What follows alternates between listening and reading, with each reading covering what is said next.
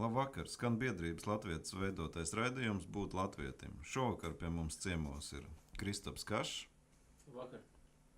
Kristiāns Sotaks, Labvakar. pie radiopults Leonards Inkins. Labvakar. Un raidījumu vada es, Gvido Ikaunieks. Cik es noprotu, jūs esat pieteikuši 9. māja pasākumu, un varbūt nedaudz pastāstiet par to. Nu jā, tad pirmais jautājums droši vien, kāpēc? Tāpēc, ka līdz šim visas sarunas sabiedrībā ir aprobežojušās tikai ar vaimanām par to, ka notiek 9. māja pasākumi pie tā saucamā uzvaras pieminekļa, ko plašāk pazīstam kā Kaunas stabu, un ka neviens jau neko nedarot, lai to apklusinātu, un kā okupanti priecājās un līksmo. Nu, tad ņemot vērā to, ka šī te saucamās uzvaras jubileja šogad ir apaļa, un ņemot vērā visus drošības riskus, kādi pastāv vispār Austruma Eiropā, uz šo brīdi mēs izlēmām pieteikt savu pasākumu ar 2 mērķiem. Pirmais tas būtu, lai skaidrotu šī te 9. māja rašanās vēsturiskos apstākļus, un otrs mērķis, lai nepieļautu vispār līdzšinējā tipa pasākums šajā vietā un laikā. Man jautājums tad tīri tehniski. Jūs viņu pieteicāt tā kā pirmie uz visu dienu, tā kā vēloties aizņemt to laiku, ja? Jā, skatoties no sapulču un piketu un gājienu likuma viedokļa, mēs esam pirmie, kas to ir piesteikuši. Savukārt, skatoties no publisko pasākumu drošības likuma, pirmie to ir pieteikuši biedrība 9. mājas LV. Tātad šobrīd ir 2 taisnības, kas formāli likumu priekšā ir līdzvērtīgas, it kā.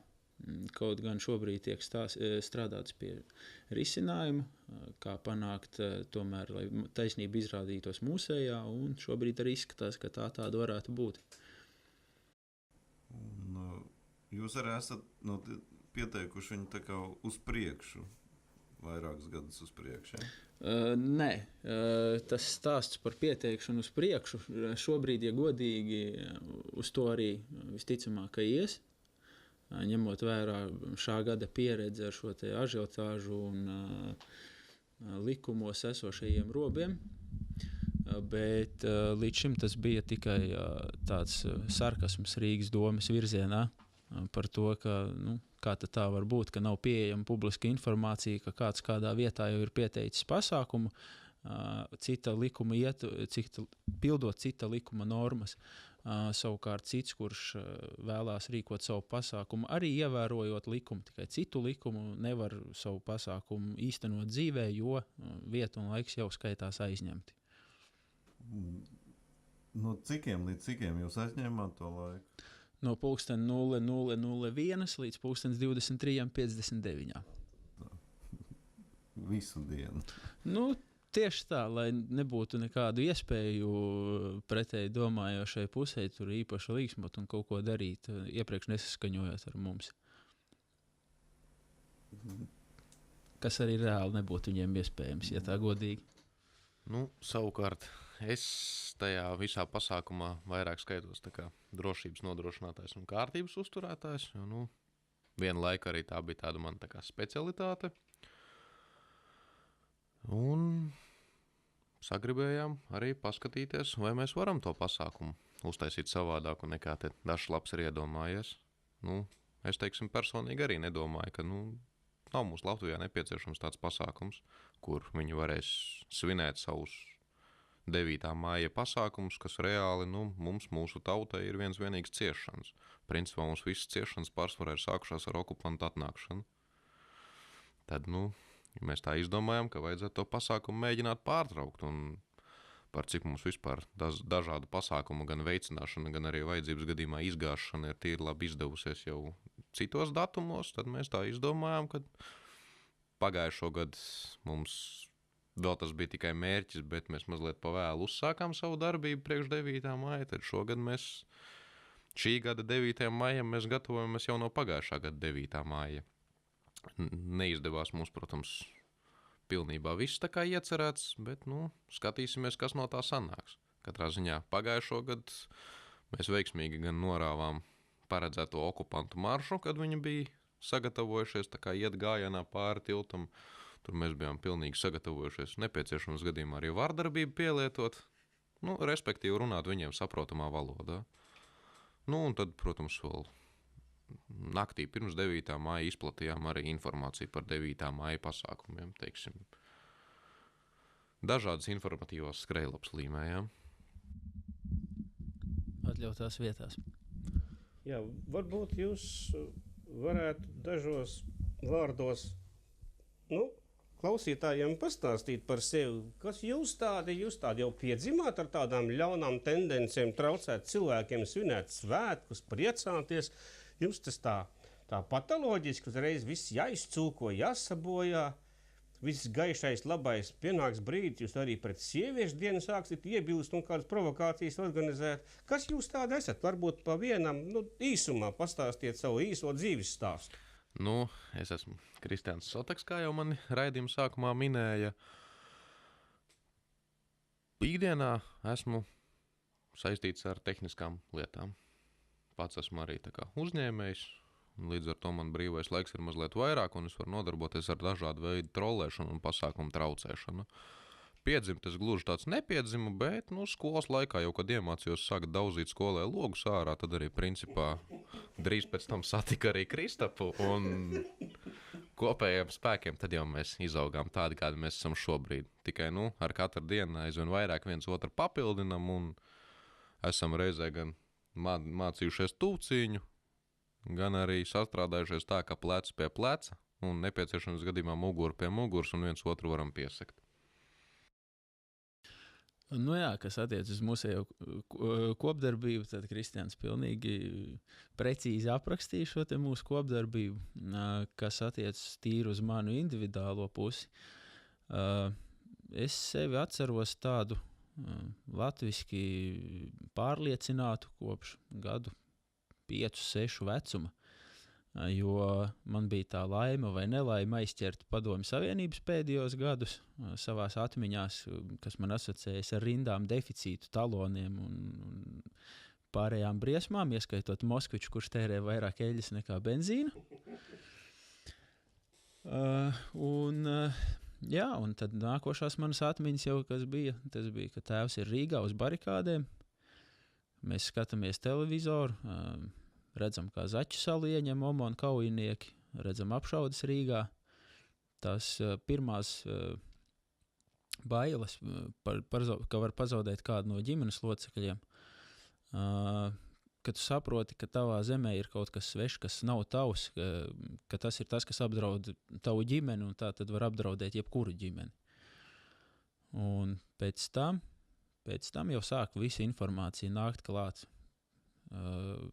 Tēvs, barikāžu dalībnieks, pēc tam es uzzināju, ka mans vectēvs bija iesaukts leģionā, viņa brālis bija iesaukts leģionā, pēc tam es uzzināju, ka mans vecvectēvs bija latviešu strēlnieks. Vēl vēlāk es uzzināju, ka Pēters Supe ir mans tiešais rasins radinieks. Tās pārliecības saveidojās, ka man vienkārši cita ceļa nav, kā turpināt cīnīties par latviešu tautu, par latviešu zemi, par Latviju. Tādā veidā, kā es to protu, jo tas ir mans pienākums arī manu senču priekšā. Vai jūs ar šādu domāšanu un ar šādu dzīves gājumu esat atraduši sev arī dombiedrus? Jūs esat kādas organizācijas dalībnieki, ja jūs vienkārši tā pašdarbnieki? Dombiedrus mēs, protams, esam atraduši, un mēs esam bijuši biedrību un partiju dalībnieki. Šobrīd mēs esam ar organizācijām nesaistīti cilvēki, bet mūsu draugi ir tādi cilvēki, kas uz šo brīdi vēl joprojām sastāv arī citos veidojumos politiskos vai daļai politiskos, un tā darbība pamatojās uz to, ka bieži vien jau dažādas organizācijas nespēja pilnu cilvēku vēlmi spektru nodrošināt, un tad mēs savā starpā vienojamies, ko un kā mēs darīsim, un cenšamies risināt šos visus jautājumus, ko citi nerisina. Un savukārt mans uzskats ir tāds, ka kā teica viens diezgan dižens 20. gadsimta politiķis, mums nav vajadzīgs nevienam pievienoties. Ja kāds grib, lai pievienojās mums, un tie cilvēki, kas mums grib pievienoties, tie ir tādi asi izjūtu cienītāji, kuri pārsvarā zina, ja mēs kaut kur vakarā sazvanamies, ka kaut kas, teiksim, tums aizsegā tiks darīts, tad parasti no rīta to jau, teiksim, var manīt kā Rīgas sirsniņa zīmes, pārkrāsošana sarkanbalta sarkanā krāsā un daži citi vairāk vai mazāk manām vai nemanām darbi. Vai jūs zinat, ka kaut ko līdzīgu nesen iepriekš bija izdarījusi partija visu Latvijai? Viņi jau bija pieteikuši savus pasākumu pie uzvaras pieminekļa tā saucamo vai pie Maskavas pirksta. Viņi bija pieteikuši. Vai jūs to zinat? Vai jūs to zinat, ar ko tas beidzās? Noteikti tāpat kā gan arī jebkura viņa darbība ar 0, neko. Tas beidzās ar to, ka viņi labprātīgi piekāpās, atdeva šo laiku šiem un pārcēla savu pasākumu uz citu laiku un citu vietu. Lai ar mums pamēģina sarunāt piekāpties. Mēs nevienam nepiekāpsimies, ja vajadzēs, lai mums piekāpjas. Es vēl gribētu pieminēt to, ka varbūt tās teorētiski jau būtu iespējamas kaut kādas vienošanās politisko darbinieku starpā uz tā rēķina, ka kāds kādam piekāpjas, lai viens otra pasākums netraucētu. Bet šādas piekāpšanās agrāk vai vēlāk var novest pie sliktām sekām. Dieva laime, ka Nacionālajā apvienībā ir arī gudri, labi un domājoši cilvēki, nevis tā kā divi vadoši kadri, kuri vienu brīdi bija sadomājuši 16. martu aizstāt ar 17. lai veiktu samierināšanās aktu ar iebraucējiem. Vai šiem kadriem ir vārdi arī? Ir vārdi, bet es domāju, ka visi tos vārdus zinu, un es šobrīd negribētu būt tāds cilvēks, kurš nodarbojas ar publiskošanu, lai šie cilvēki pirmkārt paši zina to, kas viņi ir, un arī citi, kas ir diezgan tuvu stāvoši partijai, arī to zina, un es domāju, ka arī tālāk stāvošie zina. Bet tomēr šis gājiens viņam neizdevās, tomēr partiju šādu lietu neatbalstīja, cik es saprotu. Ja? Jā. Pēc pārbaudītas informācijas partijas valdē cilvēki, kuriem dažreiz pārmet mugurkaulu trūkumu, šoreiz parādīja ļoti labu mugurkaulu un, paldies Dievam, nosargāja šo 16. martu. Man tās konfliktējošās partiju lietas kaut kā vairāk izskatās pēc tāda iestudēta politiska teātra. Viņi vienreiz kaut ko pabļaustās, tad vieni pabļaustās uz otriem, tad viņi patēlo kopīgu teātru un paši sev arī beigās aplaudē. Līdz ar to, man viņi vairāk nevis pēc partijām, bet pēc lupatām izskatās. Bet varbūt tas ir tāds vienkārši biznesa projekts, kurā ir veidi un tehnoloģijas, kā nokļūt pie kaut kādas ietekmes, jo ietekme tā vienmēr ir nauda. Pie kaut kādas naudiņas, ir kaut kādas lietas, kas tev jādara, lai tu šo savu statusu un iespēju pelnīt un dzīvot nezaudētu, jo reāli taču mēs saprotam, ka Latvijas vēlēšana sistēma neparedz tādu gadījumu, ka pēkšņi, es domāju, tas vēlētāju loks, ka pēkšņi ievēlēs 51 nacionāli domājošu deputātu. Tas pat trakākajos murgos nevienam sapnī nevar parādīties. Tad līdz ar to mēs saprotam, ka labākajā gadījumā mēs varam dabūt 5, 6, 10 darba vietas. Darba vietas palīgiem. Tas jau nav slikti, lai latvietim tiek. Ja? Bet cerēt uz to, ka tādā veidā kaut ko te var mainīt, diez vai. Manuprāt, man tā liekas, ka tas, ko jūs darat, tas patiešām kaut ko maina.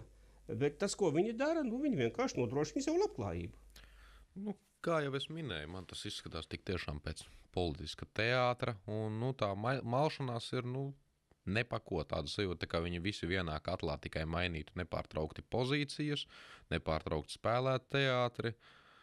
Ja tas ir biznesa projekts, tad vēl tāds sīkums, ka tas bizness notiek arī pa manu nodokļos samaksāto naudu, un man tik tiešām ir liels pretenzijas pret to, kāpēc man ir jāmaksā par visu to cirku, kas notiek.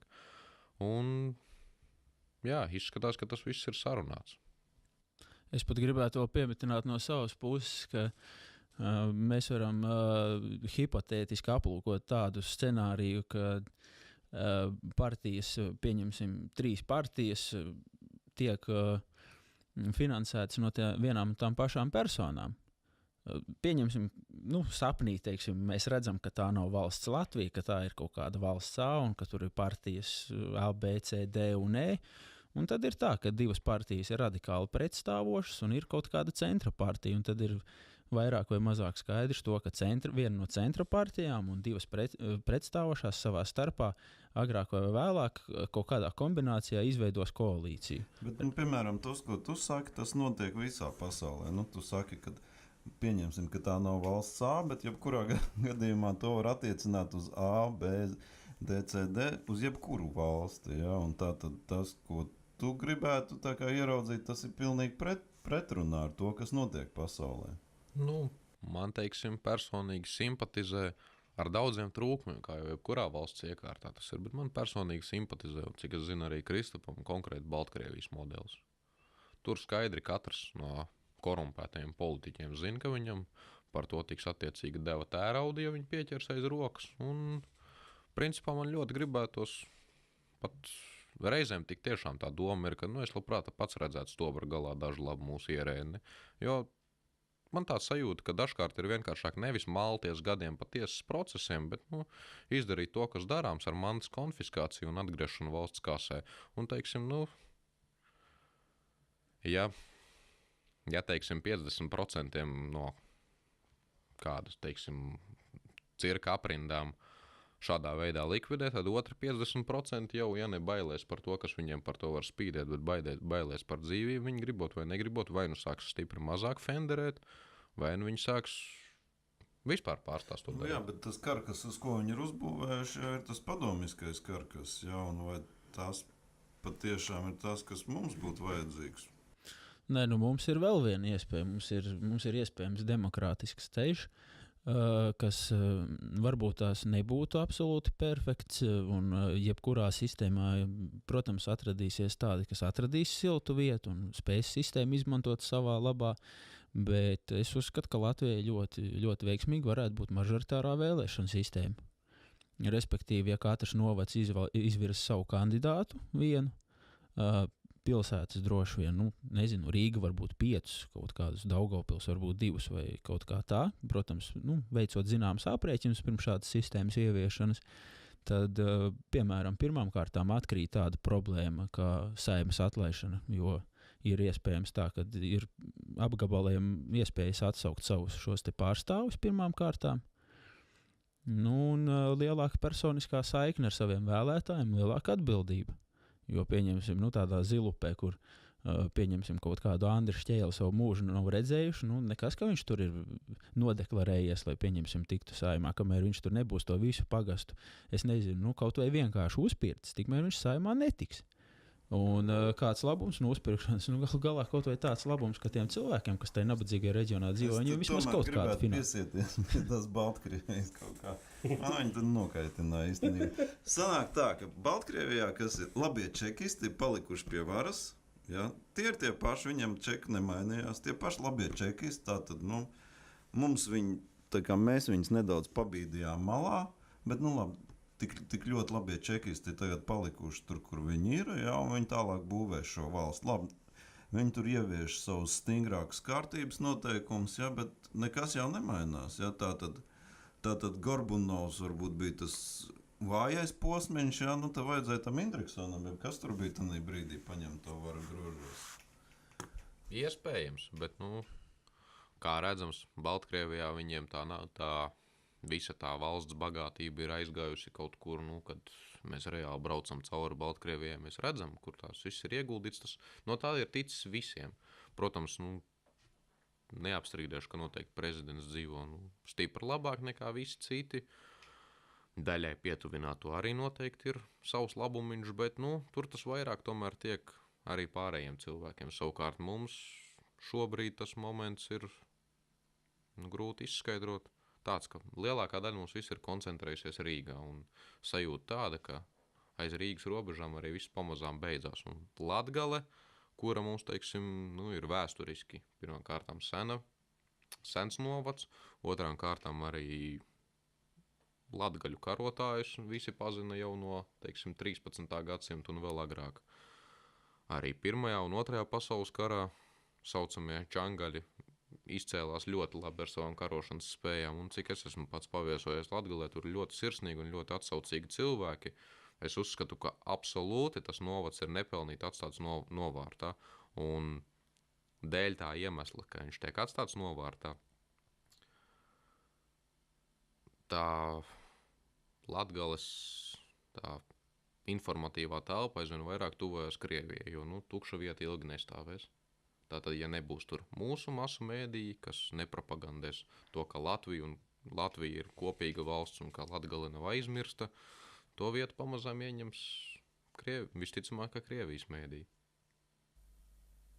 Tas jau ir noticis. Un to ar steigu ir jālabo. Es vēl gribētu papildināt, kas attiecas uz Latgales atstāšanu novārtā, ļoti labi redzam uz Ukrainas notikumu fona, ar ko beidzas, kad kāds reģions ir stipri neapmierināts. Protams, ka lielākā daļa iedzīvotāju, cik man radi draugi dzīvo Ukrainā, ir jau nožēlojuši šīs te tautas republikas. Bet fakts kā tāds, ja ir stipra neapmierinātība kādā reģionā vai visā valstī, tas agrāk vai vēlāk noved pie kaut kādas zināmas sistēmas maiņas, un nevienmēr tā sistēmas maiņa ir pozitīva. To agrāk vai vēlāk kāds izmanto.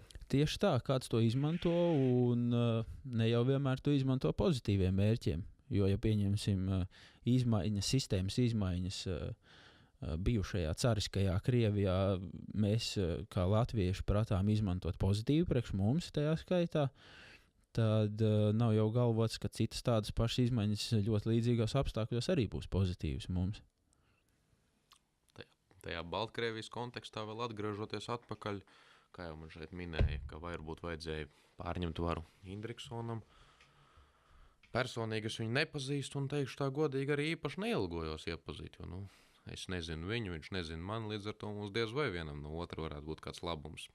Bet jautājums jau ir tāds, kā izvērstos tā visa politiskā gaita, jo, teiksim, Baltkrievijā cilvēki, kas saistīti ar korupciju, zina, kas viņiem par to reāli spīd, un es tā domāju, ka viņi arī naktīs diezgan nemierīgi guļ tie, kuri ir iesaistījušies koruptīvos darījumos. Savukārt pie mums, jebkuram cilvēkam uz ielas uzprasi, ko viņš domā par korupciju, paraustīs plecus, un jā, ir. Nē, kas attiecas uz Indriksonu, varbūt tās ir baumas, bet visādā ziņā no tiem laikiem, kad es vēl strādāju Avelata grupā, vienmēr tika uzsvērts uz to, ka Andris ne jau puķis tirgojot kļuva bagāts, ka viņa tuvākais draugs un līdzgaitnieks vienmēr bijis Indriksons. Tā kā es domāju, ja kaut vai daļa no baumām ir patiesa, tad ir tā, ka varbūt tās Indriksons tiešām ir kaut kādā brīdī paņēmis savās rokās zinām daļa varas. Vienīgi, ka Latvijā ir notikusi šī te noziedzīgo vai daļēji noziedzīgo grupējumu legalizācija savādākā formā nekā Baltkrievijā. Vai tas jautājums vienīgais ir tajā apstāklī, kurā gadījumā tas ir nācis vairāk par labu parastajiem mirstīgajiem iedzīvotājiem? Klausoties Ukraiņus, tad viņi arī ir, ko no viņiem tā var dzirdēt, tad viņi saka, ka viņi negrib ne labus zagļus, ne lielus, ne mazus, viņiem ir tas tā pieriebies. Var jau būt, ka tas arī ir tāds ceļš ejams, kad tautai apriebjās jebkura veida zaglis. Ja, piemēram, tie paši arī, cik es skatos uz Baltkrievi, viņi arī nav tik apmierināti ar to, kas notiek viņu valstī. Viņi arī nevar būt līdz galam apmierināti, protams. Tas ir, lai vai kā nekā, tomēr autoritārs režīms. Un vēl ir, protams, tīri katra cilvēka subjektīvais un laikam katrai tautai raksturīgais, par ko ir teicis viens no diženākajiem filozofiem, ka mēs katru reizi dzīvojam slikti, tikai citreiz katrā līmenī. Jūs esat ļoti labi runātāji. Jums ir labs vārdu krājums, labas domas. Mēs vēl tādā garā, protams, to raidījumu varētu turpināt. Un klausītājiem es pieļauju, ka būtu interesanti to visu paklausīties, bet pēc raidījuma viņi teiks, bet paga, ko tad es no tā visu varu secināt? Ko tad es no tā visu varu iemācīties? kas tad tur ir tas, ko man ar to visu gribēja pateikt? Un tad viņš nonāk pie secinājuma, ka nekā jau nav. Ka ir līdzīgi, kā es ieslēdzu valsts radio, ka ir līdzīgi, ka es ieslēdzu valsts televīziju, tur runā, un visi runā pareizi. Tikai tu pēc tam uzdod sev jautājumu, varbūt, ka tev vispār to nemaz nevajadzēja klausīties. Tu labāk justos, tu būtu labāk laiku to ģimenei būtu veltījis vai vienkārši aizgājis pastaigāties, jau makšķerēt. Jā. Es par to runāju. Tāpēc mums varbūt vajadzētu atpakaļ uz tās grēcīgās zemes nolaisties. Nu, labi, dažos vārdos parunāsim par to. Mēs visu laiku runājam par to, kā būtu jābūt mūsu prāt, bet par to, kas ir vispār iespējams.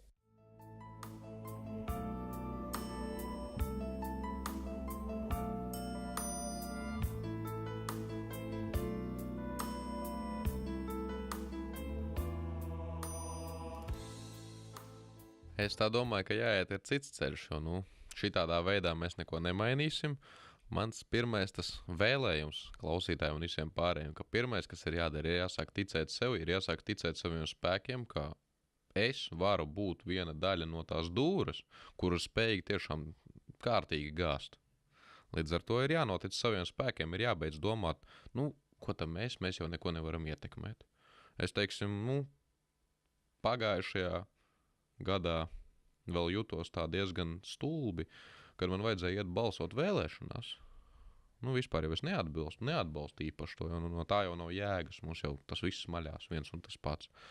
Bet nācās aiziet nobalsot un nācās nobalsot par Nacionālo apvienību, es tā vienkārši aprēķinu, ka nav jau cita par ko. Vienkārši, es negribēju, lai tā balss aizceļo kaut kur citur. Par mazāko ļaunumu. Jā. Līdz ar to tiešām nācās nobalsot par mazāko ļaunumu. Protams, tur pēc kaut kāda mēneša vai pēc 2 vai pēc 3 es jau sapratu, ka tas ir praktiski izmests miskastē, jo viņi tur paspēja kaut ko izpildīt jau tādu, kad man bija skaidrs, ka tik tiešām varētu iedot pa purnu kādam. Līdz ar to katram ir jāsāk ar sevi, ir jāsāk noticēt sev, es varu mainīt, es varu, tikai man ir jāatrod cilvēki, ar kuriem kopā salasīties, un tad jau tālāk vairāki prāti, kad liekās kopā, tad arī var daudz ko izdomāt.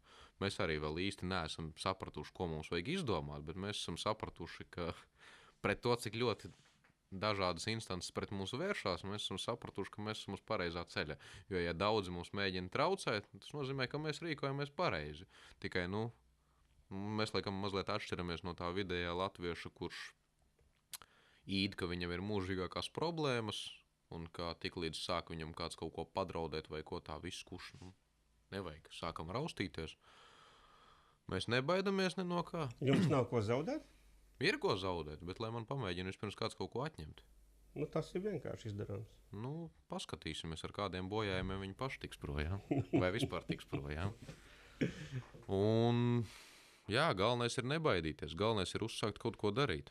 Jo tie, kas mums mēģina kaut ko traucēt, viņi bieži vien atskārs to, ka, ja mūs mēģina izprovocēt un mūs mēģina tā kā ēst nost, ka mums pēc kāda, brītiņa tas sāk palikt interesanti, un kad viņi grib tikt no mūsu vaļā, tad mums vairs nevar tikt vaļā, jo mēs esam pārgājuši pretuzbrukumā. Mums palika interesanti. Jā, runājot par zaudēšanu un par šo ticību savām spējām un varbūt par fatālismu, kas daudzos mīt. Ziniet, latviešu strēlniekiem arī bija ģimenes, viņiem bija ko zaudēt. Leģionāriem arī bija ko zaudēt, visiem bija ko zaudēt, kuršiem bija ko zaudēt tajā laikā, kad viņi devās projām uz Dāniju aprunāties ar dāņu vikingiem. Daudzi neatgriezās. Rezultāts ir tāds, ka no latviešu leģionāriem vatņiki reāli baidījās, un savukārt pēc kuršiem, kur arī starp citu ir mani radinieki no turienes nākuši, vikingi, no kuriem vēstures gaitā visi baidījās, jo taču ir vikingi, savukārt vikingi brauc kurzemē ar līkumu riņķi, jo vienīgais, no kā baidījās vikingi, bija kurši.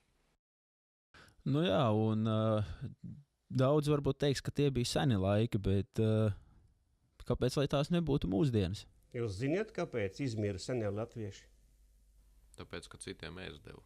Jā, paši ēd un citiem deva. Jā. Bet tieši šis īstenībā ir tas nākošais temats, ko es gribēju aizskart par šo te ēstdošanu. ir tā, ka ko mēs piedāvājam, mēs nepiedāvājam nevienam dot zivi, bet drīzāk iedot makšķeri vai vismaz parādīt, kur ir tas dīķis, kurā ķerās. Mūsu darbības principi tātad, mūsu uzskati ir tādi, ka mēs gribētu būt gan darītāji, gan zināmā mērā arī paraugs tiem, kas šaubās. Jo mēs esam jau pierādījuši, un mēs pierādam un turpināsim pierādīt par to, ka 2 vai 4 vai 25 cilvēku sastāvā var cīnīties pret sistēmu un bieži vien arī ļoti veiksmīgi. Latviešiem pēc revolūcijas, pēc atbrīvošanās cīņām taču nekā nebija. Bija tikai sava valsts un tukši lauki, un bieži vien arī nodegušas mājas, bet Latvija, neskatoties ne uz ko, strauji kļuva par vienu no vadošajām valstīm Eiropā, praktiski visās dzīves jomās. Viņiem bija latviskas sirdis, un viņi nebija vienaldzīgi. Tieši tā. Letiņš jau arī pats pēc būtības ir strādīgs. Viņš var, teiksim, klajā laukā kaut ko sāk darīt. Man, teiksim, arī laikam ir tādas gēnos tas iekšā, ka es pirmām kārtām brīvdienās nevaru nosēdēt mājās. Man vajag kaut ko darīt, ar kaut ko vajag nodarboties. Es nevaru, gulēt gultā, nedarīt neko. Ja jau galīgi nav ko darīt, tad es, teiksim, varu palasīt grāmatu kādu. Arī, protams, nevis tur kaut kādus salkanus romānus, no kuriem nav absolūti nekādas jēgas, bet vairāk tomēr interesē izglītojošie materiāli. Tā man arī sanāca savu tā kā uzņēmēju darbību uzsākt, ne no kā, atradu vienkārši kompanjonu, starp citu ne latvieti, bet daļēji latvieti, tāpēc, ka senči viņam ir no Latgales un no Ukrainas. Līdz ar to, mums tās dažādās mentalitātes viena otru papildina. Jā, un tātad par šo te darīšanu ir jau tā, ka vienkārši ir jādara. Kamēr viens otru baros, tikmēr jau visiem viss būs labi. Viens ir pabarojis un atpircies, otrs ir paēdis un viņam viss ir labi. Bet, ja mēs gribam kaut ko vairāk, tad ir pašiem jādara. Pagaid, bet kā jūs esat bijuši pirms tam kaut kādās organizācijās, cik es saprotu, ja? Tā pieredze jau nav tā, ka jūs atnācāt, ja, un tagad 2 draugi un viss saprotat, ja? Bet pirms tam esat bijuši kaut kādās organizācijās. Kāda pieredze? Es teiksim, organizācijā, es nezinu, kā Kristaps, es guvu pieredzi, kā nav jādara. Līdz ar to es tagad tā nedaru. Arī tā ir pieredze. Tieši tā. Es savukārt guvu, godīgi sakot, ļoti labu pieredzi organizācijā. Guvu gan to pieredzi, kas ir jādara, vai arī kas nav jādara. Un daudzas dažādas idejas esmu guvis, atrodoties vienā no organizācijām politiskajām. Teiksim tā, par nedarīšanu tas visvienkāršākais, ko varam iemācīties, vienkārši paskatīties, kas kādam neveicās un saprast, ka tā nevajadzētu darīt. Laikam ar to jau būtu jāsāk, ir jāsāk mums visiem mācīties no citu kļūdām. Nevis vienkārši apdedzināties uzreiz pašiem. Kļūdas, jo saprotu, tā aptuveni, mācīties no citu kļūdām, es arī tā varu ikdienā teikt, bet kas ir tās galvenās kļūdas, ko tu ieraudzīji tajās organizācijās? Lielākā problēma organizācijām ir tāda, ka ir vairāk solījumu nekā darīšanas. Un tas agrāk vai vēlāk noved pie organizāciju kraha, vai cik skaisti neceltos reitingi un nepieaugtu vēlētāju atbalsts agrāk vai vēlāk. Tas viss beidzas ar neko. Principā ir tā, ka vienlaicīgi tas ir arī lakmus papīrs godīgumam politiķiem, jo mēs varam ļoti labi redzēt, kas notika ar Tautas partiju ar Latvijas ceļu, kuriem reitingi auga, kuri ilgus gadus bija pie varas, viss beidzās ar totālu izgāšanos vēlēšanās, bet līdz tam laikam jau bija pietiekami nodrošinājuši sev dzīves. Turpretī es pieļauju iespēju, ka godīgi, normāli strādājot un dodot mērenus solījumus cilvēkiem un godprātīgi pildot savu darbu, šie te politiķi vēl ilgi būtu atradušies pie varas, varbūt kļuvuši vēl bagātāki nekā ir kļuvuši šobrīd. Tu domā, ka ir pieprasījums pēc godīgas politikas Latvijā? Tautai es uzskatu, ka ir. Tautai visticamāk, ka ir apnicis tomēr tas viss, kas notiek. Ir jādod vienkārši mūsu tautiešiem beidzot vīzija, ka tiešām kaut kas varētu mainīties. Ir jāizdara, neesam vēl atraduši to ceļu īsto, bet ir jārada beidzot tas paraugs, ka beidzot ir kāds, kuram varētu noticēt. Es jums pateikšu, kāds ir ceļš. Kādam ir jāsadeg. Tikai tad, jo tautai vajag cietēju. Ja nebūtu Jēzus Kristus sists krustā, kristietības šodien nebūtu. Ir upuri vajadzīgi. Tauta saprot tikai tādu valodu. Vai jūs esat gatavi sadegt? Nu, grūti pateikt, nav bijusi pieredze. Nē, esmu vēl dedzis, tāpēc tik līdz degšu es jums noteikti varēšu sniegt precīzāk. Jā, ļoti pareizi atbild, jo citādāk, ja cilvēks saka, ka viņš ir gatavs, tad jāsāk šaubīties, jo viņš vēl nezina, ko tas nozīmē un ko tas no viņa prasīs. Es kaut kur esmu lasījis arī informāciju, ka sadegšana, teiksim, tas, protams, nav burtiskā nozīmē no jums domāts, bet, sadegšana dzīvam esot viss šausmīgākais nāves veids, tad man rodās jautājums, cik procentu aptaujāto uz to atbildēja, teiksim, Kā viņi noskaidroja to? Nē, es personīgi droši vien priekšroku dotu lodei, nevis sadegšanai. Jo tas pēc būtības iznākums tik un tā ir fatāls un, cilvēks piedzimst un nomirst, tas ir dabīgi. Jautājums, kurā mirklī un ar kādu cieņu. Tas, protams, tas varbūt tas ir tas augstākais, uz ko tiekties, ar godam nomirt, nevis tur vienkārši nožēlojumā klaidoņa vai dzērāja nāvē. Bet, protams, ka gribētos pavadīt savu mūžu, teiksim, ilgu un veselīgu un izdarīt daudz laba, bet... Tāpat kā sportā, jāprot laicīgi aiziet. Varbūt ir laicīgi jāprot aiziet, un otra lieta ir tā, ka kādas tad būs tās vecumdienas? Ja mēs neko nebūsim darījuši, ja mums visu dzīvi kremt tas, ka viss ir slikti un beigās, kad būsim veci un jutīsim, ka tomēr tas brīdis ir pienācis un ka ir mirstamā stunda klāt, vai tad nebūs žēl, ka nomirsti vecs, nespējīgs un neko neizdarīs, un ka tā vietā būtu labāk 3 gadus ātrāk nomirs, bet toties vismaz paveicis savā dzīvē kaut ko un atstājis saviem tuvākajiem mantojumiem. Šeit es gribētu teikt, ka ir nepieciešama ticība, bet arī varbūt ne tīri reliģiskā veidā, vai ka ir jātic tam, ka kaut ko var pamainīt un ka kaut ko ir iespējams izdarīt, ka paši var. Vai jūs vispār ticat, ka tagad te ir kaut ko var izmainīt vai nevar? Izmainīt jau var vienmēr. Absolūti. Jautājums ir kādā veidā. Pirms dažiem gadiem, kad es intervēju Uldi Freimani, viņš teica tādus vārdus. Ja es redzu, ka kaut kas valstī ir slikti, tad vispirms es domāju, ka es esmu pārāk maz darījis, lai būtu labāk. Vispirms es domāju, ka es esmu pārāk maz darījis. Nevis tas ir slikts un tas ir slikts, bet es esmu pārāk maz darījis. Manuprāt, šādus vārdus un šādas domas šodien domā ļoti maz cilvēku. Tas ir tas, ar ko arī vajadzētu sākt.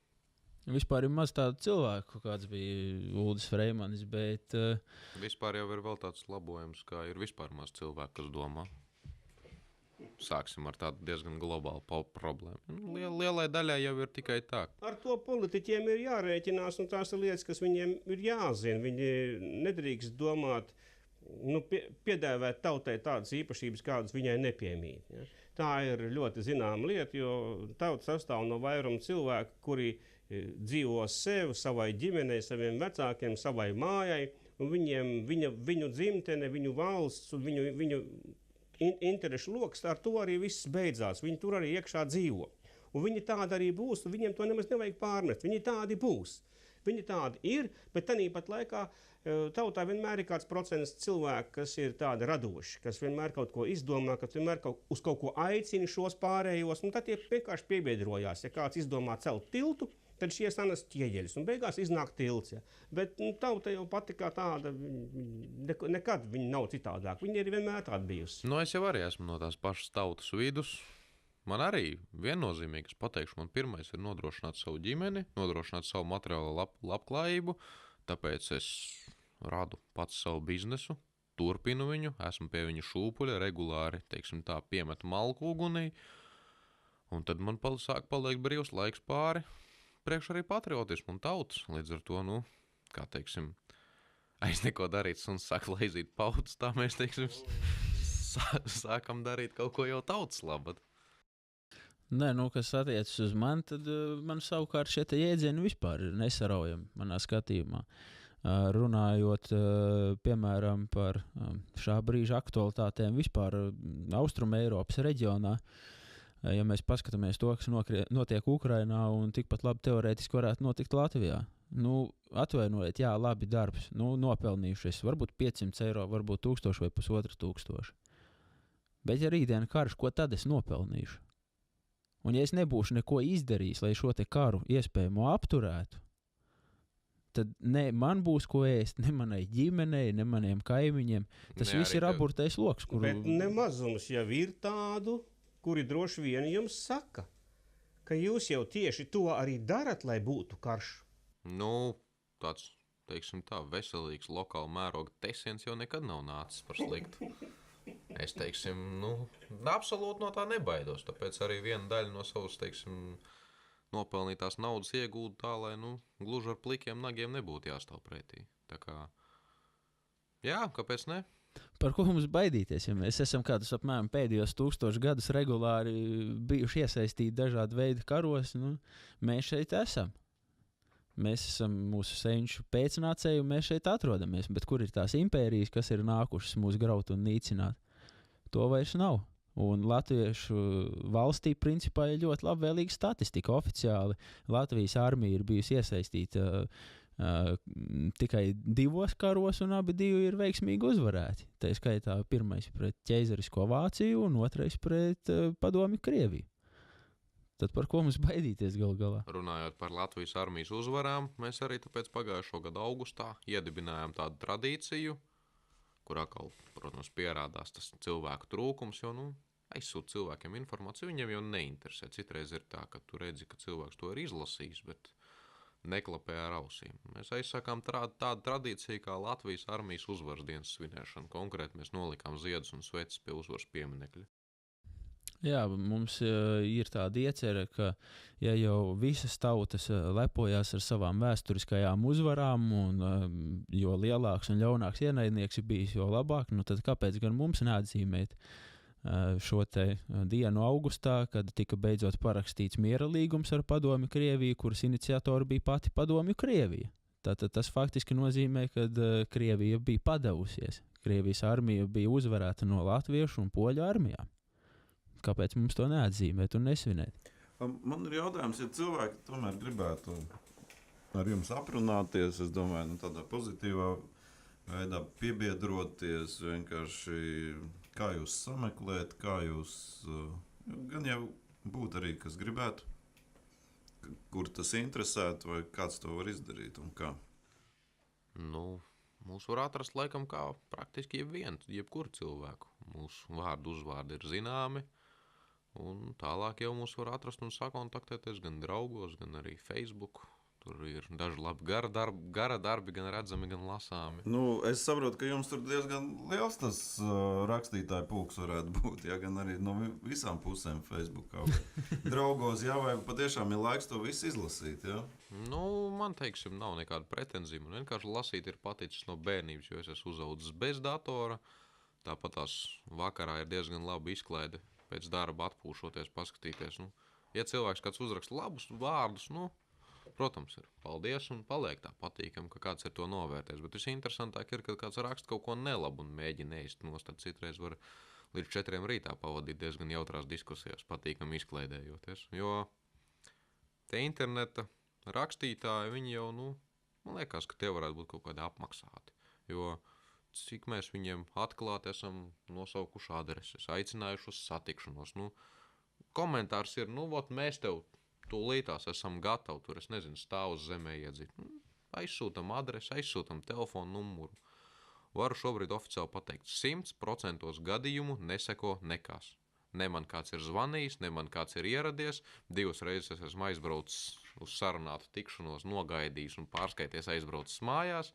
Tā arī nekas nav noticis. Līdz ar to, labi, bet ja grib jums kaut ko uzrakstīt, tad to droši var darīt Facebookā draugos, jā, tātad es atkārtoju Kristaps Kašs un Kristiāns Sotaks, jā, atrodam, zvanam, rakstam. Piebiedrojamies. Jā, tieši tā. iebiedrojamies. Jā. Un tā Durvis kā- ir atvērtas visiem, jā, un mēs nedalām cilvēkus pēc piederības politiskajām partijām. Nē, arī vai mēs arī biedrībām. nedalām cilvēkus pēc tautības. Mums, teiksim, ļoti labi cīņu biedri, kas ir vienās domās praktiski ar mums, ir gan krievi, gan ukraiņi, gan latvieši, gan arī azerbaidžāņi. Nekāda problēma. Mēs neiedalām cilvēkus, ne pēc kā mums ir jārīkojas kāda kopīga cēla mērķa labada. Nu, teiksim, es no savas puses nemaz nedrīkstētu iedalīt, jo mans vectēvs, kur es pieminēju kā latviešu strēlnieku, nu jā, latviešu strēlnieks, bet Ukrainā dzimis jauktā ukraiņu un vācu ģimenē cilvēks. Tātad nebūtu ne latvietis pēc savas izcelsmes. Un, kaut vai tāpēc vien pierādījums to, ka jebkuras tautības cilvēks var būt Latvijas patriots, var cīnīties par Latviju, darīt to dažādos veidos, tā skaitā nežēlojot savu dzīvību un veselību. Un šie cilvēki tātad ir visnotaļ atbalstāmi un pieņemami, un katrs, kurš ir latviešu tautas draugs, viņš pats zināmā mērā ir latvietis, un ar tādiem mums, protams, ka ir kopīgs ceļš ejams, un tādus nebūtu, mēs netaisamies atraidīt vai dzīt projām. Stāsts par to, kam nu kādi gēni, kam nu kādi senči.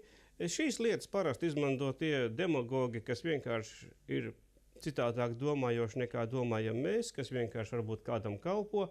Mēs biedrībā Latvijas to esam atrisinājuši jau sen, kopš dibināšanas. Mēs par latviešiem uzskatām tos, kam ģimenes valoda ir latviešu. Un nav svarīgi, kāda ir senči un kāda viņam ir asinskrāsa. Svarīgi ir, lai viņam ģimenes valoda būtu latviešu valoda. Tā mēs to esam atrisinājuši, un tāpēc tur tāda īpaša problēma nav. Bet tas, protams, ka nenozīmē, ka mēs nevarētu sadarboties arī ar kādiem citiem. Kāpēc ne? Nu, es jau arī te esmu vērsis uzmanību pareizi kaut šim jautājumam. Mums te ir vesels bars, nebaidīšos viņus saukt par okupantiem. Viņi caurām dienām zāģē un lej mēslus uz galvas, kad vai cik viss ir slikti, pie visa viņiem vainīgi ir amerikāņi. Viņiem suns saslima, vainīgi ir amerikāņi. Algas nav, vainīgi amerikāņi. Krievi apgriez pensijas, vainīgi ir amerikāņi. Pie visi ir vainīgi amerikāņi un, protams, nolādētie fašisti latvieši. Bet viņi joprojām dzīvo Rīgā, Rēzeknē, vēl kaut kur uz Krieviju. Viņus ar sūdēnu mietu nevar aiztriekt projām. Tas man arī tāds ļoti interesants jautājums. Un otra lieta, kā jūs pieminējāt, tie cilvēki no bara, kuri domā citādāk, bet kuri ir kā apmaksāti. Nu, par mums jau arī var atrast diezgan labu informāciju internetā, ka mēs esam apmaksāti. Teiksim, pirms vēlēšanām, kad es norādīju uz dažas labas partijas neiedzīgajām izdarībām, tie man piedēvēja Kremļa dzeguzas birku, par ko es, protams, biju dikti uzjautrināts, un mani darba biedri krievalodīgie, kuri savukārt man uzskata, teiksim, tradicionāli par fašistu. Tie arī bija ļoti, ļoti izbrīnīti un pateica, ka gan tie ir pilnīgākie duraki tur. Savukārt, pēc kāda mūsu izgājiena, kad mēs pie okupantu stabu uzslējām Karātavas, kad ieradās Latvijā, ja nemaldos, 273. gaisa desanta divīzijas ASV karavīri, tad mums tāds politiķis, kā viņš tur bija, Gapoņenko vai Govnojenko, viņš bija... Gopņenko varbūt. Gopņenko, jā, kaut kāds bija. Viņš bija savukārt nodēvējis, tas Eho Maskvī vēl ir atrodams, starp citu, tas raksts, un mums ir linki saglabāti. Ja nemaldos, tad Kristapam pat dienas grāmatā ir viss pārkopēts, tā kā var pārliecināties par autentiskumu. Ka vietējie intelektuāļi uz to nav spējīgi, to noteikti ir darījuši apmaksātie amerikāņu aģenti. Līdz ar to mēs tā variējam, kā kur reiz. Tad mēs tā mainamies pa straumei, kā mums vajag. Tad mēs esam Kremļa dzegus. Tas tā izdevīgi, kā maksā tik lielu. Normāli, maksā, jā, dubulta aģents. Otru dubults neplīst. Katrs latvietis varētu aiz skaudības Nē, faktiski vēl jau pa kluso mums tagad ir Ķīna sākus piemaksāt, lai mēs vienkārši izskatītos pēc Amerikas un Krievu aģentiem. Tā jūs vispār tad... Tur ir tā spēlīt, ir normāli. Katrā ziņā mums ir liels prieks, ka mūs tik pozitīvi visi novērtē un ka viņiem nepārtraukti ir ko darīties. Jo mums tās veiksmīgākās darbības arī ir vienmēr bijušas vajadzīgā momentā pasākumu izjaukt nevis ar to, ka uztaisa kaut ko tradicionāli, es nezinu, tur kaut vai kautiņu, bet mums, teiksim, tas, kā pagājušā gada 16. martā provokācija bija. Mēs gan tur mazliet piemuļķojām arī dažus labus mūsu iekšlietu ministrijas darbiniekus. Viņi, noteikti savas nekompetences dēļ īsti nesaprata, ar ko viņi sarunājas. Tāpēc viņi padomā, es nezinu, kāpēc viņi padomāja, ka mēs esam drošības policijas darbinieki. Mēs, protams, to nekautrējāmies momentā. Tāpēc, ka tev kabatā bija lielās savilces, lai kā tev var rokas savilkt. Jā, viņi prasa, mēs jau nemelojām cilvēkiem. Viņi prasā, no kurienes jūs esat. Mēs dziļdomīgi atbildējām no citas institūcijas. Mēs arī esam no citas institūcijas. Viņš tāpat pieliecās tuvāk pajautāt drošības policija. Kristaps atbildēja, domā pats. Ko viņš izdomāja savā prātiņā, tā jau vairs nav mūsu problēma. Tad viņš uzreiz paziņoja laikam kādam augstāk stāvošam virsniekam, tas, ja nemaldos, bija kaprāls vai seržants. Viņš paziņoja tālāk jau virsniekam, ka šeit ir divi tie, laikam, par kuriem jau ir iepriekš runāts drošības policijas darbinieki, ka vajag klausīties. Ja mums pienāk klāt, piedodiet, atvainojiet, majors vai pulkveža leitnants un paprasa, ko jūs pavēlēsiet darīt, tad mēs sākam liecēt tur un tur. Un, laikam vēl vairāk mūsu autoritāti tajā brīdī policijas stacijas pacēla tas, ka tiešām minūtes 15 vēlāk tur bija Osipova provokācija paredzēta. Mēs tā kā veiksmīgi tur tajā barā pagrūstījāmies, un taisn tas sakrit ar to momentu, kad sāka nākt leģionāri. Osipovam, ja nemaldos, bija bļāviens tur vai всех латышей расстрелять, vai kaut kas tam līdzīgs. Tas ir tātad krimināla process, tas ir publisks aicinājums uz masu slepkavību. Tātad mēs momentā sākām grūstīties, vilkām, es konkrēti tur kaut kādu, es nezinu, tur diezgan patumšs tāds bija. Es nezinu, vai viņš tur par automehāniķu strādā vai ko. Tur bija tāds patumšs čalis, kaut ko bļausties. Es viņam mēģināju tur vienkārši aizlaust roku un aizvest pie policistiem. Kristaps savukārt sauca tikmēr policistu. Un ļoti veiksmīgi sanāca. Visi, kā jau pierasts viņiem, kā kaut kas notiek, tā vajag skatīties ar visiem plakātiem, ar visām kamerām, apgriezās skatīties, kas tad tur notiek. Savukārt tajā laikā lēnā garā aizgāja garām leģionāri, nolika ziedus, viss gājiens bija beidzies, tad visi atjēdzās, ka ir jābļauj, pāris bļāvieni bija, bet skatās, nav jau vairs uz ko bļaut. Nav vairs neko filmēt, neko bļaut. Tad mums tas pasākuma jautrākais nobeigums bija, kad tie nabaga cilvēki, kuriem spriežot pēc visa, ir samaksāts par to, lai viņi tur bļautu un nāktu uz to pasākumu. Viņi līdz pat kaut kādiem 2:00, kad mēs aiztriecām vēl zviedru skinheadus no pieminekļa projām, līdz kādiem 2:00 vēl joprojām mēģināja to savu samaksāto naudu atstrādāt. Vilkās, mēģināja kašķēties, taisīja provokācijas, bet mēs jau bijām paspējuši sadraudzēties ar policistiem, līdz ar to tur bija kā kaut kas tā tikai pasauc un aizved projām. Tā kā, tas mums bija tāds veiksmīgs, tas ir tāds izcili veiksmīgs gājiens. Tad varu jūs apsveikt.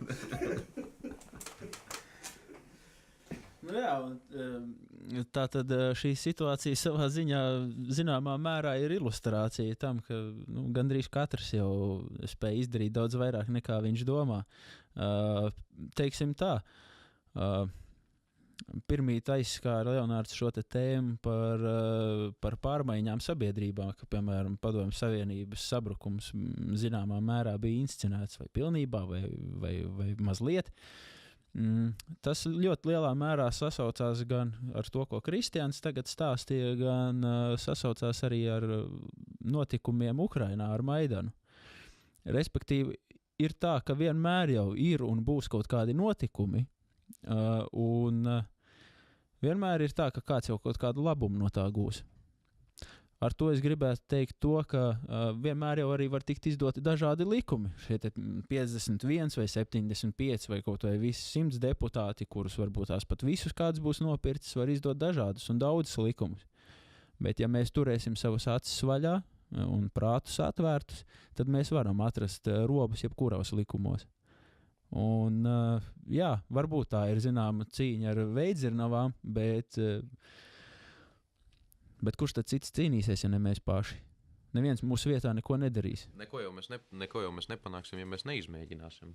Vai ir iespējams vai nav? Kā man teica nevis kā teica, bet kā es lasīju citātu, ja nemaldos, tad Lauris Liberts, draugiem LV dibinātājs, teica tādu citātu, ka, jāspēr pa bumbu ir tik ilgi, kamēr tur viņi trāpīs vārtos. Vienreiz taču ir vārtos jātrāpa. Un, kad mēs trāpām vārtos, tad, kā pierādījās 16. martā, mēs momentā nekautrējāmies izmantot visas savas iespējas. Vēl jau viena lieta ir, cik tādi, kā mēs, teiksim, necildināsim mēs ar Kristapu sevi, es runāju tā, kā mums līdzīgi cilvēki, cik daudz vispār ir tādi, kuri ir gatavi, teiksim, kuri vispār ņem un kaut ko dara.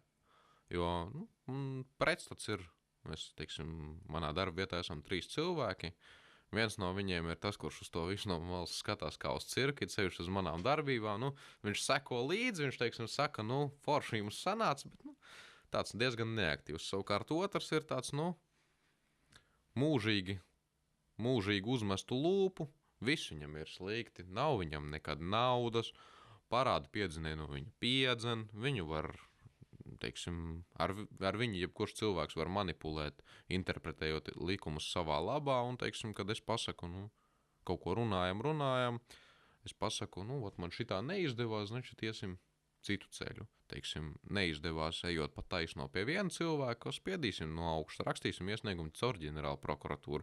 Tie paspiedīs no augšas un nāksies un izlasīs man iesniegumu un pieņems lēmumu. Plus es pierakstīšu vēl pāris svarīgas rindiņas, ka pieprasa arī atskaiti. Man nebūs atskaita, atkal rakstīšu sūdzību, kāpēc nav atskaits.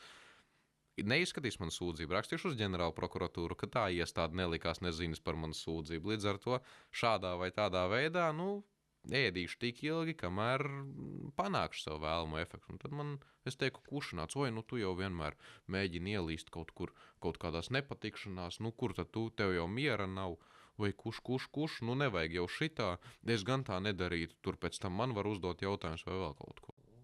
Uzdevu jautājumu atbild, kur problēma? Tieši tā, arī, teiksim, konkrētam cilvēkam ir, arī uzplījušies parādu piedzinēji, jo ir izdarījis veiksmīgāko gājienu savā dzīvē, sagrābies SMS kredītus, kurus piedzen un kurus nespēja apmaksāt.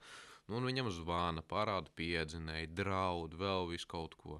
Un tad cilvēks ar katru dienu laižās aizvien zemāk un maksā tos procentus. Un tad es viņam saku, tu pārtrauc da jebko maksāt. Nemaksā, viss. Viņi sāks tev zvanīties, sāks piedāvāt variantus. Viņi lauzīs ar tev līgumu. Tu vairs nekritīsi zemāk. Tu būsi sasniedzis to bedres dibenu, no kur tu sāksi atspērties un airēties uz augšu. Viņš saka, jā, bet viņi man var apķīlāt, var vēl kaut ko. Es starp citu šito visu stāstu, ka tas noteikti arī daudziem klausītājiem varētu būt noderīgs. Tas ir pašam iets personīgi cauri.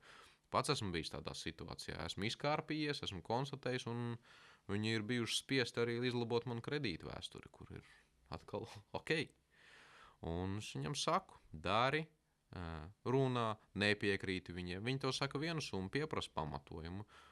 Viņi tev prasa maksāt 100 eiro mēnesī, pasaka, tu vari 10 eiro mēnesī, un nekas par to nebūs. Viņi nevar neapķīlāt neko, neizdarīt neko. Vienalga viņam nākamajā reizē zvanu un atkal viņu, teiksim, iedzen kaktā. Jā, dzen kaktā iekšā, un viņš atkal tur ir, vēl mazliet pietrūkst, un, teiksim, ir gandrīz vai noraudājies, un vēl kaut kas, vai, viss ir tik slikti. Es saku, tu saņem sev rokās, es nezinu, ja tev galīgi ir tik slikti un tu esi nevis čalis, bet lupata, tad aizej pie psihologa. Varbūt tas tev ieliks smadzenes vietā. No tavs stāstītājs saprot, ka tā pasaule tomēr ir tāda biedēšana cilvēki. Ja viņš pārstāja baidīties, tad tomēr kaut kāds veiksms stariņš var parādīties. Bet mums taču ir latviešiem 2 teicieni. Pirmais ir, ka bailēm ir liels acis.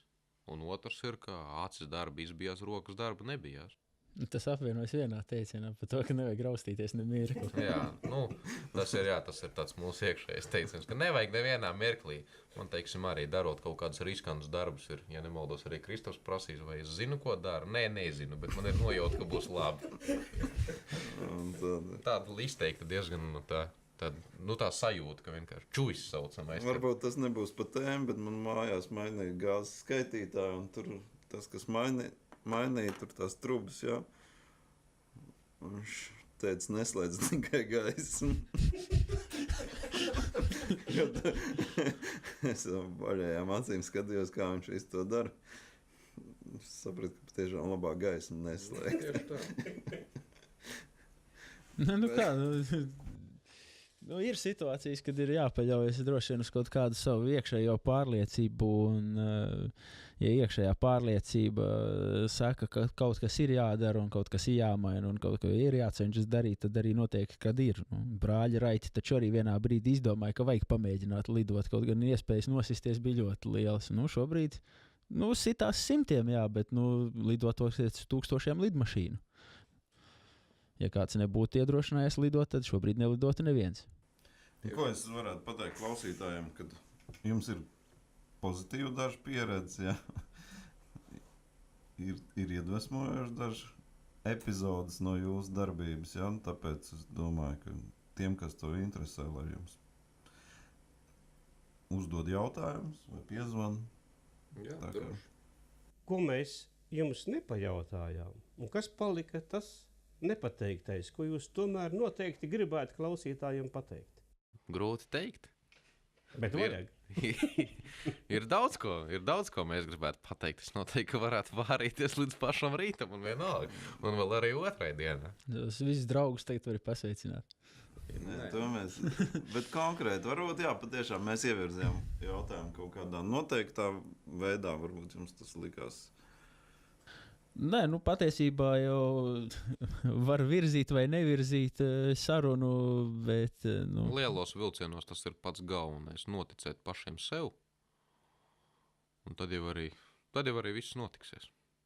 Jo, tā ticība sev, ticība saviem spēkiem, es tā esmu vismaz tādā pārliecībā, ka tā mūsu pārliecība, ticība, nojauta, intuīcija, tā ir balstīta uz gadu tūkstošiem, 100 gadu tūkstošu, kad tie gēni tiek pārmantoti no viena cilvēka un otrā, un katros tajos gēnos jau saglabājās kaut kāda arī tā ģenētiskā informācija smadzenēs.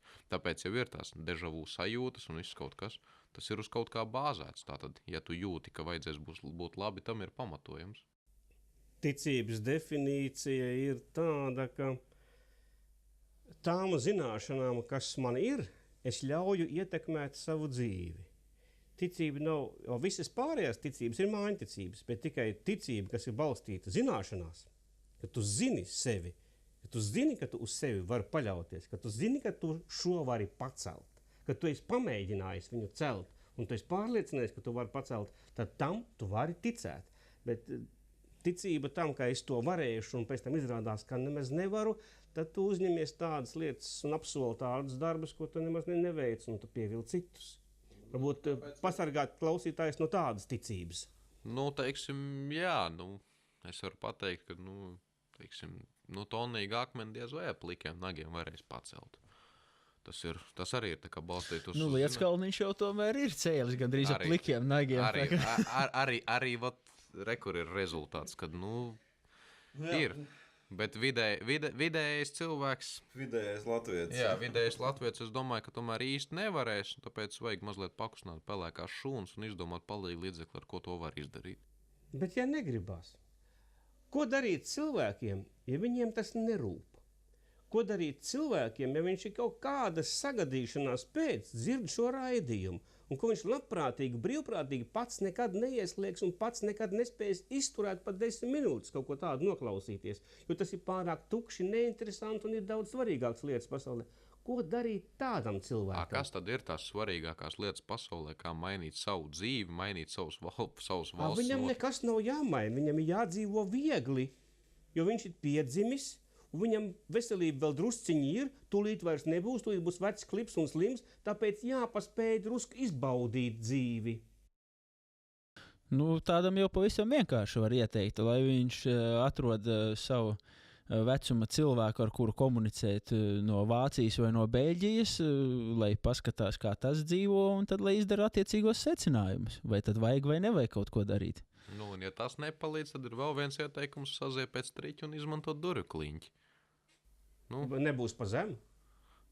Lai pacenšas vismaz vienreiz. Šveikā bija aprakstīts, ka var arī ar palagu vai ar siksnu un radiatoriem tikt galā.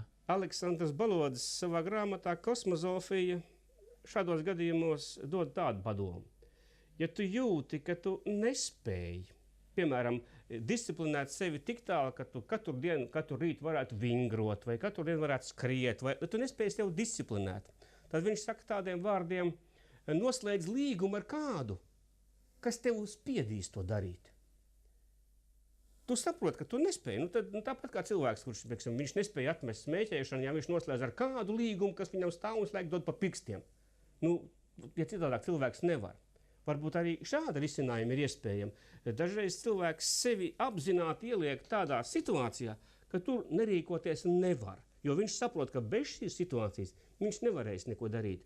Ja tā nebūtu, ja vairums cilvēku varētu bez tā iztikt, bez šīs piespiešanas, tad jau viņam nebūtu skolā nemaz jāiet. Viņam iedod šīs grāmatas, viņš izlasa šīs grāmatas un viņš jau visu zina. Bet viņš nevar, viņam vajag tāpat valodu kursi. Kāpēc viņi pastāv? Jebkurš var paņemt šo vārdnīcu un šos mācību līdzekļus mājās un šo valodu mācīties. Bet mājās nevar iemācīties un nav, kas tevi piespiež un disciplinē.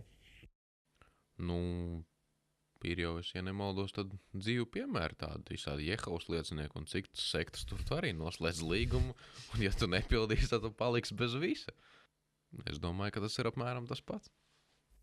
Kā tiem cilvēkiem, kas ne par ko neinteresējās, kam nekas nerūp un nekas neuztrauc, un kam varbūt pat tā, ja godīgi teikt, apmierina pašreizējā viņa dzīve, viņš var čīkstēt, viņš var vaidēt, bet viņš reāli neko nedara, lai viņš kļūtu citādāka.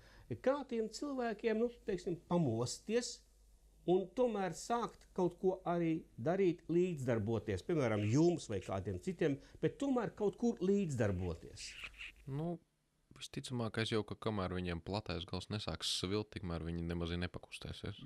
Bezcerīgi slimi. Teorētiski varētu viņiem ieteikt aizbraukt uz Donbasu un paskatīties, bet arī tas nepalīdzēs, jo, viņi nebrauks. Kā Leonards pirmīt minēja, ir tas, ka vajadzīgi tautai ir mocekļi, ir vajadzīgi kādi, kas sadeg vai krustā tiek pienagloti. Principā gandrīz vai katrai ģimenei tas ir nepieciešams. Piemēram, latvieši, kāpēc veiksmīgi attīstījās pēc Pirmā pasaules kara un patiesībā arī pēc Otrā, kāpēc diezgan veiksmīgi izdzīvoja, neskatoties uz visu šausmīgo padomju sistēmu. Tāpēc, ka bija mocekļi, bija piemēri, kā dzīvē ir tad, kad ir pavisam slikti, un ko darīt, lai nebūtu pavisam slikti, ko darīt, lai būtu ko ēst, un ko darīt, lai būtu pajumte. Es, Leonard, domāju, ka arī puiši pirms tam arī nedaudz atbildēja par to jautājumu, kad kādu brīdi jau arī tas Donbass var atnākt arī šeit. Ja, viņš jau staigā, bet redziet, kas vēl ir tajā Donbassā, un ne tikai Donbassā, ir, man liekas, ka vēl tāda lieta, par ko cilvēki nerunā un nedomā. Daudzi no tur karojošiem abās pusēs. Vispār cilvēki, kas labprātīgi, brīvprātīgi iesaistās karadarbībā, viņiem visiem, vai viņi to atzīst vai ne, ne visiem, bet daudziem no viņiem, lielam svaram, tomēr ir tas īstais cēlonis tāds, ka viņš savai dzīvei neredz jēgu, un ejot karot, viņš kaut kādā veidā iegūst, vismaz izdomā kaut kādu jēgu savai dzīvei, un tad viņš jūtās patiešām kādam vajadzīgs, ka viņš patiešām kaut ko dara, un kaut arī viņš var aiziet nāvē. Tā nav salīdzinoši smaga vai viegla kā no kur reizi, ja? bet tomēr viņš iegūst kaut kādu lietderību savai dzīvei pielietojumu sev. Jo citādāk viņam nav nekāda pielietojuma. Katra nākamā diena ir tāda pat, kā bija iepriekšējā. Tās sadzīves problēmas ir tādas pašas, kā bija. Vienas mainās, nāk citas, bet viņam nav jēgas tai dzīvei. Un tad viņš kaut kā atrod, kur realizēties. Un tādi cilvēki, viņi ir potenciāli gatavi, viņam tikai rada apstākļus, un viņi uzreiz ies un karos. Domāju, ka lielai daļai jā. Ir nepieciešams kaut kāds stimuls tāds. Karš jau, tās ir diezgan sakāpinātas emocijas, risks, adrenalīns. Varbūt, es nezinu, tas no virsnie ar dziedzeri, kad izdalās un nokļūst smadzenēs, varbūt tas kaut kā pozitīvi sāk ietekmēt smadzeņu darbību, bet, kaut kas jau tur ir. Varbūt vajag pamēģināt ar kādu, kuram nav dzīvē mērķa, teiksim, kara darbība mums te nav pieejama, bet varam, teiksim, negaidīt nomest no tilta. Un paskatīties, varbūt arī tajā mirklī, tur milzīgs adrenalīna daudzums, varbūt viņš uzreiz izdomā, saka, Dievs, es krītu lejā. Dzīvot, ja? Tur, es tomēr es krītu lejā, kā es gribu dzīvot, tad es izdarītu to, un tad viņš konstatē, ka viņam tomēr nemanot ir, tur, es nezinu, pieāķējuši kaut kādu šņori klāt, un ka viņš tomēr metru no cita lejā ejošu ceļa ir tomēr apstājies un uzvilkts augšā, tad viņš varbūt sapratis, ka, pagaisi, tojā mirklī domāju, ka man ir iespēja, un tad, ja man būtu tāda iespēja, un rekur man tā iespēja tika dot, varbūt viņš padomā, tas bija Dieva pirksts. Mēs iepriekš pieminējām savā sarunā arī strēlniekus. Un tad šī īpašība piemita arī daudziem strēlniekiem, un viņiem piemita vēl viena īpašība. Aiziet ātri izkaroties, sapelnīt ordeņus un atnākt meiteņu priekšā padižoties. Arī tādu bija daudz. Tas, ka dzīve pēc tam viņus mainīja, tas, ka viņi pēc tam kļuva citādāk un ka tā realitāte izrādījās citādāk nekā viņi bija domājuši, bet tas sākums, tas brīvprātīgo skaitā, tieši tāds arī daudziem bija.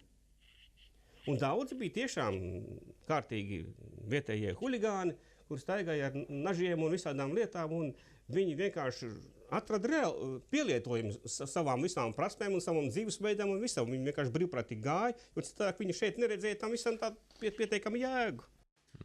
Rekur arī ir labs rezultāts. Ir izkarojās, uzvarēja, visu pasauli iepazina. Ļoti labi, ka mums vietējie huligāni ir tādi, kur spēj samest pa muti Krievijai un izcīnīt brīvību. Vismaz tāds reāli pozitīvs piemērs, ka katrā huligānā arī var atrast kaut ko pozitīvu. Principā katrā cilvēkā var atrast, ja labi pārmeklē. Bet gribētos pieminēt veco labo Maslow vajadzību piramīdu. Ir tā, ka es ticu, ka katru cilvēku var motivēt darīt. Jo, lai kurā no šiem te piramīdas pakāpieniem cilvēks atrastos, varbūt ir cilvēks, kuram pietiek tikai paēst. Īstenībā, ja viņš ir ēdis tikai maizi un vienā brīdī viņam ir iedavuši pagaršot kaut ko arī labāku un garšīgāku, tajā brīdī viņš sāks gribēt kaut ko labāku un garšīgāku, un tad viņš ies gan karot, gan viņš ies balsot, vai pats ies politikā, vai vēl sazin, ko darīt, vai mēģinās savu biznesu.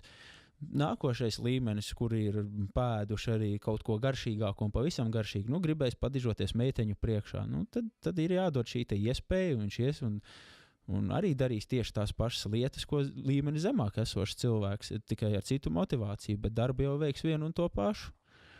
Tādā veidā darbojoties, kad sakrīt visu līmeņu cilvēkiem šis te viens kopīgais mērķis, tajā brīdī jau notiek šīs te visas lielās lietas. Un kas mums šobrīd vissvarīgākais ir tas, lai latvieši visi apzinātos, ka mums visiem ir liels un kopīgs mērķis. Un tas patiesībā ir ļoti vienkāršs mērķis – dzīvot. Nevis izdzīvot, bet vienkārši dzīvot. Un dzīvot nesliktāk kā citur pasaulē.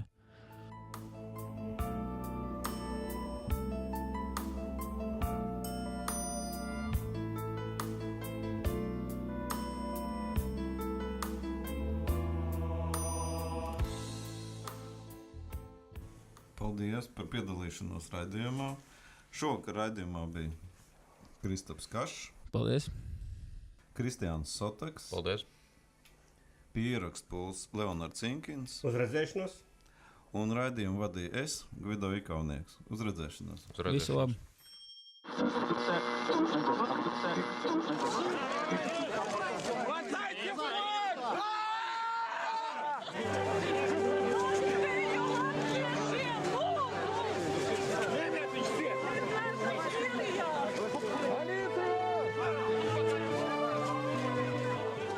Ārā dzenat laupītājus. Ko ar viņiem kaulēties?